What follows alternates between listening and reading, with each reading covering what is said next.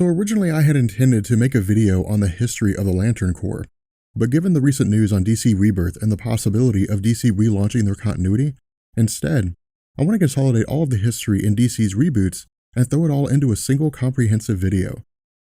So if you recall some of my past videos on Superman, Anti-Monitor, and the New 52, we had talked about how DC's reboots have a long history dating back to the Silver Age and the advent of the multiverse. Unofficially, the first reboot in DC's history came during the 1950s under the direction of editor Julius Schwartz.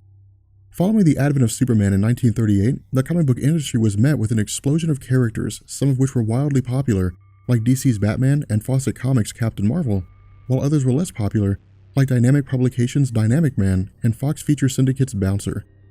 Where this surge of development continued on into the mid-1940s, following the conclusion of World War II and the rise in popularity of science fiction, the Big Bang of superheroes started to die down, leading to widespread cancellations, with DC's trinity of Batman, Superman, and Wonder Woman-related titles, along with a handful of others, surviving into the 1950s. To this end, under Julius Schwartz, efforts were made to attempt to revitalize interest in superheroes by combining science fiction themes with traditional superhero ideologies. And so with DC Showcase, a publication that served as a platform to introduce readers to new characters, Barry Allen was established as the new Flash in issue number 4, gaining his power of super speed from exposure to chemicals. With its story proving to be popular, over the next 4 to 5 years, Schwartz initiated a soft reboot of sorts by having Robert Kanigher, Carmine Infantino, Joe Kubert, and Mort Weisinger retell the origins of DC's existing lineup, as well as bring in new characters and forming the Justice League. However, for fans, questions reigned as to why Jay Garrick and Alan Scott had vanished while the rest of DC's lineup remained the same. Answering this question in 1961 with the Flash of Two Worlds storyline, DC established its multiverse, stating that all versions of heroes from the DC landscape prior to the introduction of Barry Allen in 1956 existed in a universe called Earth 2, with Barry Allen and all versions of heroes following his introduction existing in a universe called Earth 1. Where this allowed for fans to have the best of both worlds, with older readers continuing to share in the adventures of their Golden Age heroes, while newer readers could enjoy their favorite Silver Age heroes, in an effort to drive sales by mingling their two universes together. Starting in 1963 with Justice League issues 21 and 22, DC began launching an annual meeting between the Earth 1 Justice League of America and its Earth 2 counterpart, the Justice Society of America. Because this crossover proved to be so popular, over the course of the next 22 years, DC introduced a myriad of alternate versions of popular characters, including Power Girl, who was Supergirl from Earth 2, Earth 3, which housed evil versions of DC's characters and teams, including the Crime Syndicate of America, as well as Earth Prime, which reflected our reality and had no superheroes save for Superboy Prime, whose powers developed following the passage of Halley's Comet, and Earth S, which housed the entire Shazam family, which had been reintroduced by DC Comics as part of the Silver Age lineup. Where some of these universes crossed over with one another while others didn't, because the landscape was becoming confusing and daunting for prospective new readers and that different editors and writers retold origins that oftentimes contradicted existing information, in 1984, around 1 year prior to the launch of Crisis on Infinite Earths, a meeting was held between DC President Jeanette Kahn, Vice President and Executive Editor Dick Giordano, as well as editors Paul Levitz and Marv Wolfman. During this meeting, ideas were exchanged and a list was made regarding which heroes were considered to be the most popular and inherently part of the DC universe, and after fleshing out the details over the next several months, DC went forward launching the Crisis on Infinite Earths story under the writing of Marv Wolfman and artists George Perez, Jerry Ordway, Mike DiCarlo, and John Costanza, for the purpose of consolidating and eliminating the multiverse and unpopular characters while maintaining and relaunching popular characters. Centering on the actions of Anti-Monitor, who had been created explicitly for this story, during Crisis on Infinite Earths, it was revealed that in the early years of the universe prior to the Owens undertaking their Guardian role, one of their number named Krona had used a machine to witness the origin of creation, which allowed him to see the hand of God, but had the effect of creating the multiverse along with the embodiment of good in the form of the Monitor and the embodiment of evil in the form of the Anti-Monitor. When the two became aware of the other's existence almost immediately, they began a war with one another which raged for 1 million years, leading to a final battle that rendered each being unconscious for 9 billion years, allowing the multiverse to develop to its current state. However, when a being named Kel Mosa from an alternate reality performed the same experiment as Krona, his actions caused the Anti-Monitor to wake up, after which it began the process of traveling the multiverse and wiping out entire universes while absorbing their energies, allowing the Anti-Monitor to grow stronger while the Monitor grew weaker.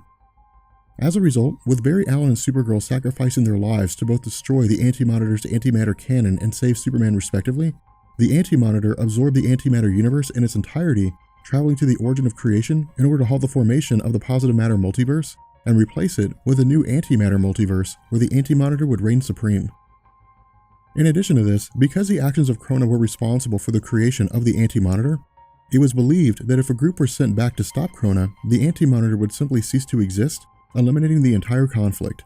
However, because the group sent back in time was composed entirely of villains, rather than stopping Krona, the group argued with one another. And so back in the present time, where a battle raged between Anti-Monitor and the remaining heroes, at its conclusion, the Spectre, operating as the hand for DC's version of God, intervened, with the two fighting to a stalemate, and with Krona continuing to view the creation of the multiverse. Instead of seeing the hand of God, Krona witnessed the struggle of Spectre and the Anti-Monitor, causing the multiverse to collapse in on itself and reform as a singular universe called New Earth. Using this as a basis, the reboot of DC's lineup came to fruition when Anti-Monitor launched a final attack, resulting in its defeat at the hands of the Earth 2 Superman, the heroic Lex Luthor of Earth 3, Superboy Prime, and Darkseid. But because DC was looking to restore the idea of Superman being the last son of Krypton, and because the Superman of Earth 1 proved to be the more popular, at the conclusion of Crisis on Infinite Earths, Superman and Lois Lane from Earth 2, as well as Superboy Prime and Lex Luthor from Earth 3, were sent off to a paradise dimension, giving DC the opportunity to return them to the landscape during the events of Infinite Crisis. And so the post-crisis continuity saw a wholesale relaunch of DC's titles, including John Byrne retelling Superman's origins in the Man of Steel 6-issue limited series, as well as Frank Miller's 1986 The Dark Knight Returns, which restored Batman to his darker roots from the Neil Adams and Dennis O'Neil era in the 1970s. DC also found itself running into several continuity issues almost immediately, specifically in relation to Power Girl and Hawkman. Created in 1976 by Jerry Conway, Rick Estrada, and Wally Wood, Power Girl was designed to be the Supergirl of Earth 2, while simultaneously functioning as a voluptuous and confident woman who would draw in young men and female readers.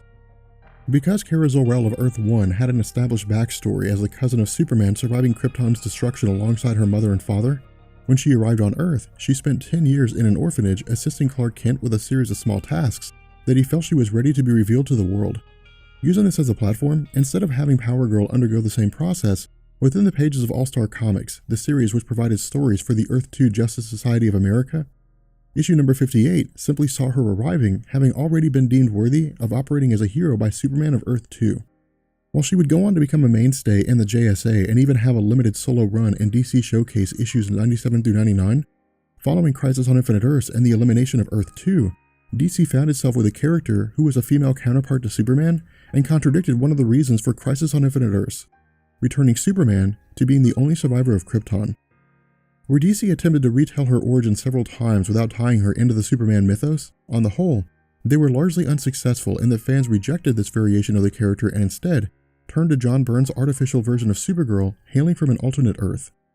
Conversely, Hawkman was a character dating back to the golden age of comics in the 1940s, but following Crisis on Infinite Earths, while he had been seen as early as 1986, a proper reboot of his character didn't happen until 1989, leading fans to wonder which version of Hawkman had appeared during this time, the pre-crisis version or the post-crisis version. Furthermore, while the Justice Society of Earth 2 had previously been older in their pre-crisis continuity, when DC began to reintroduce the multiverse post-crisis, the versions of the Earth 2 heroes were seen as sometimes younger than their Earth 1 counterparts, a quagmire that confused fans, and that the Earth 2 characters were designed to reflect the golden age of comics, meaning that by default, they were supposed to have been older and more established. Where these problems raised questions among fans, the varying continuity issues led to DC launching the 1994 5-issue limited series titled 0 Hour: Crisis in Time. Coming out of the Emerald Twilight story, which saw the destruction of Coast City, leading to Hal Jordan destroying the Green Lantern Corps, the Guardians of the Universe, and Kyle Rayner becoming the last Green Lantern, at the event's conclusion, Hal Jordan had absorbed all of the energies from the Green Lantern Central Battery, declaring himself to be Parallax. Building off this conclusion, in September of 1994, 0 Hour was launched as a weekly series beginning at issue number 5, counting backwards to its completion. In this event, Hal Jordan operating as Parallax was depicted as attempting to destroy the post-crisis universe and recreate it in an effort to undo the deaths of everyone in Coast City, as well as the Green Lantern Corps and the Guardians. While the event ended in its defeat, the post-crisis universe was blinked out of existence and recreated. Referred to as the post-0 Hour universe, with issue number 0, DC established a timeline of events following Crisis on Infinite Earths leading up to the current moment.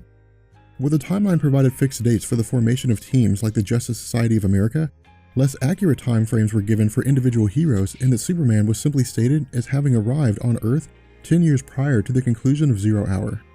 Furthermore, titles that had been ongoing prior to Zero Hour continued with their original numbering, while new titles launched after the series' conclusion were started from number 1s.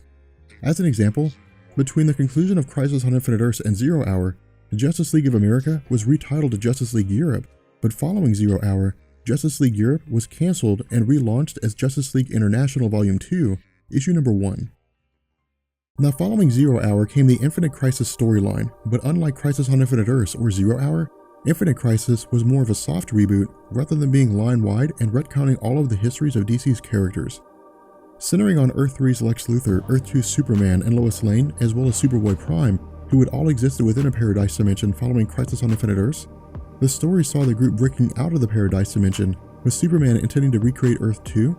Lex Luthor intending to create a perfect world, and Superboy Prime intending to recreate Earth Prime. To this end, where the event would see the successful reformation of the multiverse, at its conclusion following a war with the heroes of New Earth, Superboy Prime was defeated and imprisoned inside of a red sun by the Owens, the Earth 2 Superman and Lois Lane died, and Lex Luthor was killed by the Joker. However, because the recreation of the multiverse was only temporary, the subsequent collapse of the multiverse, combined with Superboy Prime punching the Paradise Dimension at the start of Infinite Crisis, created a wholly new universe almost identical to the post-Zero Hour universe, but with a series of changes. The first was the return of Jason Todd. Having previously died during the 1988 Death in the Family storyline, Jason Todd was revealed to have been returned to life in the post-Infinite Crisis continuity, eventually being taken in by Talia al Ghul and returning to Gotham as the Red Hood. In addition to this, the differing origins of Metal Men, Doom Patrol, the Legion of Superheroes, Donna Troy, and Superman that had appeared between Crisis on Infinite Earths and Infinite Crisis were combined into one singular history for each group. The multiverse was recreated but wouldn't be revealed until Final Crisis. The publications of DC's larger titles jumped forward 1 year, and a series was launched called 52, taking place during the 1-year gap after Infinite Crisis, and covered the stories of lesser characters providing their home within the DC universe. Getting into Final Crisis, this story came out of the year-long 52 event following Infinite Crisis, a series of 51 comics counting down in reverse order, leading to issue number 1 and the start of the main Final Crisis event. However, in order to keep this simple, the best way to understand Final Crisis is to simply refer to it as a series of stages. Stage 1 came during Countdown to Final Crisis, which established that after the end of Crisis on Infinite Earths, the Monitor had split itself into 52 different variants, each designed to protect one of the 52 universes of the DC multiverse. However, somewhere along the line, one of their number named Dax Novu had a son named Nix Uotan, and after realizing that the Monitors fed on the energy between universes, Dax Novu was corrupted by its power and turned into the being Mandrak with the intention of consuming all of reality. This led to Mandrak waging a war but being defeated and locked away by the other Monitors. This stage also revealed that Mandrak had tampered with Nix Uotan's reality, but because the other Monitors didn't know, Nix was viewed as being negligent in his duties to safeguard his universe and banished to being human on his own universe's Earth. Stage 2 comes as fallout of the final battle between the New Gods, which saw the destruction of Darkseid's forces and the death of Darkseid himself at the hands of his son Orion. This officially starts Final Crisis. In this stage, rather than simply dying after his fight with Orion, the spirit of Darkseid had fallen through time, dragging all of reality into a singularity at the heart of existence, threatening to destroy all that existed. Stage 3 involves the spirits of Darkseid and his forces taking over the various bodies of New Earth, removing the heroes who can stop Darkseid's plan, and conquering New Earth. In this stage, a Metropolis detective named Dan Turpin discovered the dying body of Darkseid's son Orion, prompting the Justice League of America alongside Hal Jordan and John Stewart to investigate. Conversely, the Guardians of the Universe dispatched their own investigative group in the form of the Alpha Corps. Over the course of their investigation, it was revealed that the cause of death was a radion bullet fired backwards through time from the future. In addition to this, as part of their plan to eliminate Earth's heroes, Hal Jordan was framed for the murder of Orion by the forces of Darkseid, taken prisoner by the Alpha Corps, and brought before the Guardians of the Universe.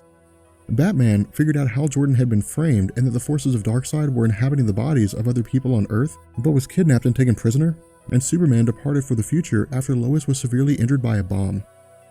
This stage also saw the investigations of Dan Turpin result in coming face to face with the essence of Darkseid himself, who took control of Turpin's body and began the process of rematerializing Dan Turpin into a physical clone of Darkseid.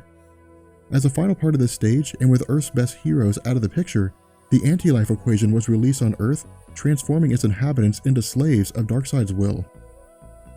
Stage 5 involved the return of Barry Allen and the defeat of Darkseid. During this stage, it was revealed that when the bullet that killed Orion had traveled through time, it passed through the Speed Force, and after racing to attempt to catch the bullet, Barry emerges from the Speed Force encountering Wally West and Jay Garrick, while simultaneously being chased by the Black Racer, one of the aspects of death in the DC universe. This stage also saw Batman successfully overcoming Darkseid's control, using the Radion bullet that killed Orion to wound Darkseid, but also being hit with Darkseid's Omega Sanction, which sent the spirit of Bruce Wayne into the distant past. This stage also saw Superman returning to the present and facing off against Darkseid, with Wally West and Barry Allen arriving while being chased by the Black Racer. Using their ability to phase through solid matter, their actions have two consequences. The first is that they unintentionally create a temporal wormhole, meaning that when Darkseid shot at them with the Radion bullet used by Batman, the bullet traveled back through time and killed Orion, leading to the events in the present moment. The second was that by phasing through Darkseid, the Black Racer made contact with Darkseid, and while it didn't kill him, this act combined with Wonder Woman using her lasso of truth resulted in Darkseid's essence being separated from Dan Turpin, who died in the process. Stage 6 centers on the death of Darkseid, the destruction of reality, and the return of Mandrak. In this stage, where Darkseid was physically beaten, the issue of his essence dragging all reality to its end remained. At this point, space and time began to break down on a fundamental level, leaving Superman as the only surviving being. This stage also revealed that Clark had previously been called away by the Monitors in an effort to defeat Mandrak, alongside an army of other Supermen from across the multiverse, and at the same point, a version of Brainiac from the future had shown Clark how to build an artifact called the Miracle Machine, a device that transforms thoughts into reality, effectively granting wishes. And so when Darkseid's essence re-emerges to claim the machine, Superman destroys Darkseid for good, by countering the vibrational frequency of Darkseid's life force with his voice, effectively shattering Darkseid's spirit. However, with Darkseid dead, Mandrak re-emerges with the intention of consuming what remains of reality and killing Superman. Using the solar energy of his own cells to power the Miracle Machine, Superman makes a wish which is granted by the appearance of an army of Supermen from all across the multiverse. Nixiuotan returns and uses his Monitor powers to restore and summon the Green Lantern Corps along with a host of other forces, including the armies of heaven itself. This leads to a final battle with Mandrak, which culminates in the Green Lantern Corps killing him with the last of their energy. Following this, Superman used the Miracle Machine to restore his reality, and Nixiuotan eliminated all of the Monitors except for himself, taking up the position to safeguard the multiverse. Now, having said that, after Final Crisis, DC had three main changes. The first was that characters now knew about the multiverse. The second was they could now cross over with other universes in the multiverse. And the third was that they were now able to provide more concrete stories for characters like Power Girl, and that she no longer had confusing origins, and DC could essentially rewrite her history as being tied to the survival of Krypton on Earth 2. And so, boiling things down for what we've talked about so far, in essence, Crisis on Infinite Earths destroyed the multiverse, Infinite Crisis rebuilt it, and Final Crisis made the heroes aware of it. Now, getting into Flashpoint, unlike Final Crisis, Infinite Crisis, or even Crisis on Infinite Earths, this story was far simpler. With Barry Allen having returned to the DC landscape and Geoff Johns launching the Flash Rebirth story, most of his history was retconned, with Geoff Johns introducing the fact that Eobard Thawne had killed Barry's mother, leading to his desire to become the Flash. Using this as a platform, DC looked to launch another line-wide reboot in 2011, and did so by having Barry Allen travel into the past and save his mother. However, a byproduct was that a new timeline was formed referred to as the Flashpoint Continuity, establishing that Bruce Wayne had been shot rather than his parents, leading to Martha Wayne going insane and becoming the Joker, while Thomas Wayne became Batman. Cyborg works as the world's only true hero, Wonder Woman and Aquaman are engaged in a war with one another, Captain Marvel is no longer just Billy Batson and instead is an amalgamation of the entire Marvel family who become Captain Marvel when they all shout Shazam, and Superman had been taken by the government immediately after his arrival on Earth and kept in a bunker. Where the basis behind the main Flashpoint event was to tell a story of DC's most popular characters from the perspective of a dystopian future, at the conclusion of the story, Barry Allen travels back to the past, allows the death of his mother to happen, leading to DC merging their own universe with the universes established under the adult-oriented Vertigo imprint and Jim Lee's creator-owned Wildstorm imprint, creating a wholly new universe titled the New 52. However, where most of the heroes in DC's lineup were rebooted entirely with all new number ones, Batman and Green Lantern did not receive this treatment. Because the Green Lantern series was so popular following Geoff Johns' relaunch and subsequent expansion, the history was allowed to continue on unchanged, meaning they would have to jump back to the 2004 Rebirth story. Conversely, with so many of Batman's stories before the New 52 like Nightfall or Hush being landmark, DC provided a new origin for his character but stated that everything between his first appearance in 1939 and the start of the New 52 had taken place in a 5-year window. Finally, and as the last part of this discussion, we turn our attention to Convergence. Considered by many to be a poorly written and insanely confusing series, the overall theme of Convergence went like this. Crisis on Infinite Earths wiped out the multiverse prior to 1985 and created a new one. Zero Hour wiped out the multiverse as it had been recreated after Crisis on Infinite Earths. Infinite Crisis wiped out aspects of the universe after 0 Hour, but kept some things the same. Final Crisis didn't wipe out anything and simply made the DC universe aware of its multiverse, and the New 52 wiped out everything before it with the exception of the Green Lantern and Batman. To this end, if you imagine that the entire history of DC's publications between 1938 and 2011 was an assembly line cranking out stories, a version of Brainiac had been standing on the side of the assembly line and periodically removing pieces of DC's publication history and placing them off to the side. In one instance, he removed a portion of the publication history from the Flashpoint continuity. In another instance, he removed a portion of the publication history after Final Crisis but before Flashpoint. With this in mind, all of the two-shot comics from Convergence were pieces of DC's publication history taken by Brainiac and placed off to the side of this assembly line. The main Convergence event was taking all those pieces of the publication history and throwing them in together to see what happens. As a result, at the conclusion of Convergence, DC used the varying heroes contained within these pieces of publication history to restore all the universes and storylines that had been erased during Crisis on Infinite Earths, 0 Hour, Infinite Crisis, Final Crisis, and New 52, allowing them to introduce every iteration of every character that has ever existed. With that being said, we're going to bring this video to an end. I hope this was helpful to you guys. If it wasn't, feel free to post comments down in the comment section. I'll do my best to answer them, clear up anything you were confused about, and I will catch you guys later. Peace.